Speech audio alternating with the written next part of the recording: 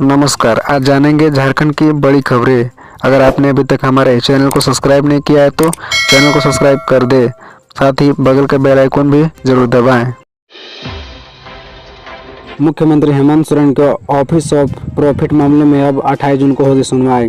दरअसल आपको बता दें कि बड़ी खबर, भारत निर्वाचन आयोग के समक्ष मुख्यमंत्री हेमंत सोरेन से जुड़े ऑफिस ऑफ प्रॉफिट मामले में अब अगली सुनवाई 28 जून को होगी। मुख्यमंत्री हेमंत सोरेन ने अपने वकील के कोरोना पॉजिटिव होने का हवाला देते हुए दिल्ली स्थित निर्वाचन आयोग के समक्ष पेश होने के लिए और अधिक समय मांगा था।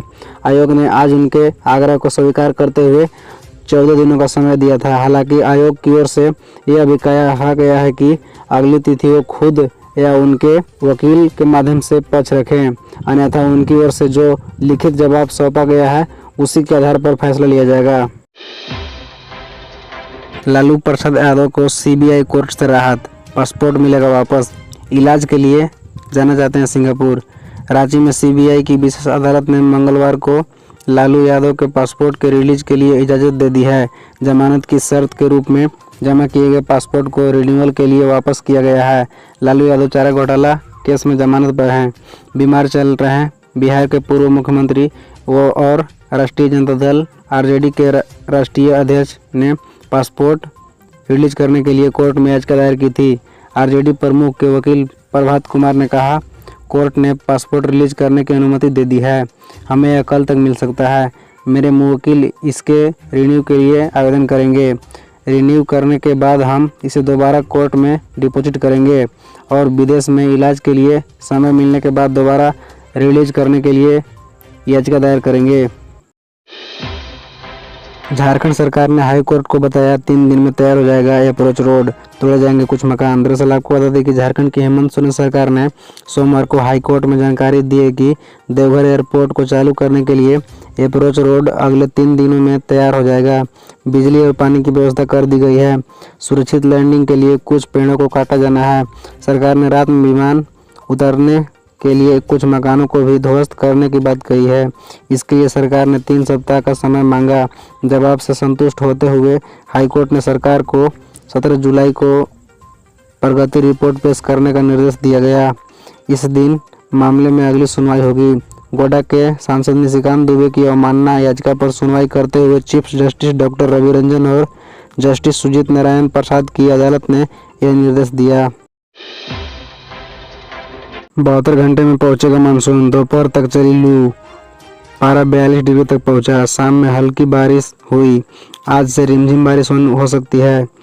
शहर के मौसम का मंगलवार को कई रंग देखने को मिला, जहां सुबह से दोपहर तक मौसम साफ रहा और तेज धूप के साथ लू चली।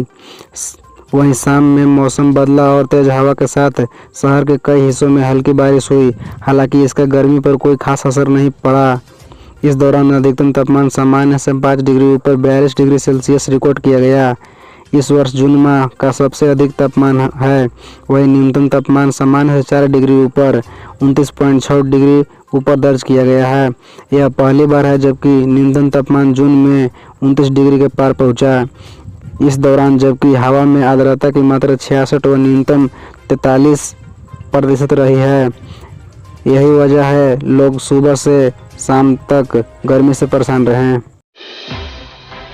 कुछ मिनटों में ही उपद्रवियों के हटे पोस्टर, रांची पुलिस बोली फोटो में करेक्शन है, दोबारा जल्द लगाएंगे। दरअसल आपको बता दें कि बड़ी खबर है, राजधानी रांची में 10 जून को हुई हिंसा में शामिल लोगों की तस्वीर जारी करने के लिए मिनटों के अंदर ही पुलिस ने पोस्टर हटा लिया। पुलिस ने 2 पोस्टर लगवाए थे जिन्हें शहर के चौक चौराहे पर लगाया गया था। इस बाबत पूछने पर रांची के सिटी एसपी अंशुमन कुमार बताया कि पोस्टर में कुछ करेक्शन किया जाना है, इसके बाद दोबारा लगाया जाएगा। दरअसल पोस्टर में जो फोटो लगाए गए थे उनमें से कुछ नाबालिग लग रहे थे। इसकी सूचना जैसे ही पुलिस अधिकारियों को मिली, उन्होंने पोस्टर को हटाने का निर्देश दिया। इन तस्वीरों में आरोपी हाथ में पत्थर लिए साफ नजर आ रहे थे, वहीं कुछ के चेहरे आधे ढके हुए थे। कुछ तस्वीरों पर नाम भी लिखे हुए थे। रांची में बारिश ने पहुंचाई थोड़ी राहत, अधिकतम तापमान कम। आसपास के जिलों में भी मेघ गर्जन और वज्रपात के साथ साथ बारिश का पूर्वानुमान। पलामू प्रमंडल में लू से राहत नहीं। दरअसल आपको बता दें कि बड़ी खबर, राजधानी के कुछ इलाकों में मंगलवार को बारिश मेहरबान हुई। मौसम पूर्वानुमान के अनुसार रांची के कुछ इलाकों में मध्यम दर्जे की बारिश हुई है। वहीं पड़ोसी जिलों गुमला, लातेहार और लोहरदगा में कुछ भागों में हल्के से मध्यम दर्जे की बारिश होने का पूर्वानुमान है। साथ ही बादल गरजने और बिजली गिरने की भी संभावना है। वहीं जिले के कुछ स्थानों पर तेज हवा भी देखी जा सकती है, जिसकी रफ्तार 30 से 40 किलोमीटर प्रति घंटा होगी। ईसीआई ने सीएम सोरेन को दिया 14 दिन का समय। अब 28 जून को होगी सुनवाई। पहले भी ईसीआई से 2 बार मिल चुके मोहलत, सोरेन को मिला है आखिरी मौका। दरअसल आपको बता दें कि बड़ी खबर, खनन लीज मामले में भारत निर्वाचन आयोग ने सीएम हेमंत सोरेन को 14 दिन की मोहलत दी है। सुनवाई की अगली तारीख 28 जून की तय की गई है। यह तीसरी बार है जब इलेक्शन कमीशन ने हेमंत सोरेन की सुनवाई टाली है।